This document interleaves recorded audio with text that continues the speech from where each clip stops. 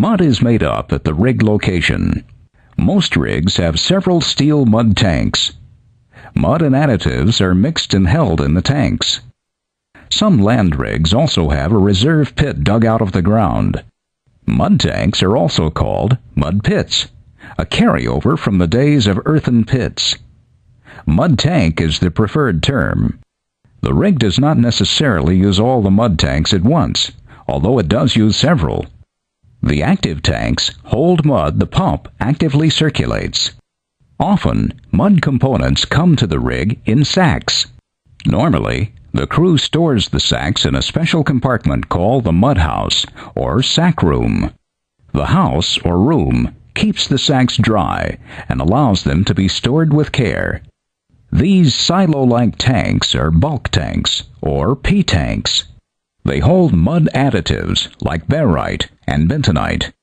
Crew members use some additives in such large quantities that suppliers load them into the bulk tanks to save time and money. Bulk tanks usually have their own hopper or pneumatic system for transferring the additives to the mud system. The pump takes the mud out of the active mud tanks and circulates it through the system. Crew members connect the mud tanks with the piping and manifolds. The number of active mud tanks depends on the amount of mud needed to keep the hole full, and the volume required on the surface to keep the mud in good condition for circulating. The sand trap is the tank directly below the shale shaker. The shale shaker removes most of the cuttings from the mud, but some are so small the shaker cannot trap them. These fall into the sand trap. The sand trap is the first settling tank. Crew members have to clean it regularly to remove the built-up solids. Some small or old rigs may have 2 or more settling tanks in the tank system. They allow solids in the mud to settle out. But settling tanks do not do a very good job as compared with newer generation solids removal equipment. So, today, most rigs use a desander and desilter. Reserve tanks are not a part of the active mud tank system. Instead, the crew uses them to hold excess mud, or they may use them to mix a different type of mud than the pump is currently circulating. They may also store heavy mud for emergency well control operations.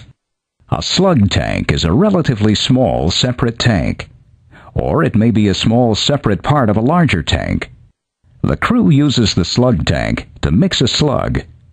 A slug is a small amount of heavy mud that is pumped down the string. Crew members may also use a slug tank to mix a small amount of mud for a special purpose. For example, the driller may need to place or spot a small quantity of high viscosity mud, also called a pill, at some point downhole. The suction tank is where the mud pump picks up mud ready to circulate downhole. Mud in the suction tank should be clean, free of solids and gas, and be properly formulated or conditioned. Crew members use the chemical tank to mix special chemicals, such as caustic, that they will put into the active mud tanks. On some land rigs, the rig owner digs a large pit next to the rig. This pit is called the reserve pit. The crew puts waste mud and runoff from the rig site in the reserve pit. In an emergency, they can also use it as a place to put more mud than the tanks can hold. Often, the rig operator lines the reserve pit with a thick plastic sheet to prevent liquids from leaching into the soil. And, if the rig is on a migratory bird flyway, the operator covers it with netting to keep the waterfowl from landing in it. Land rigs drilling in environmentally sensitive areas will not have a reserve pit. Instead, wastes and runoff are hauled to an approved waste disposal area.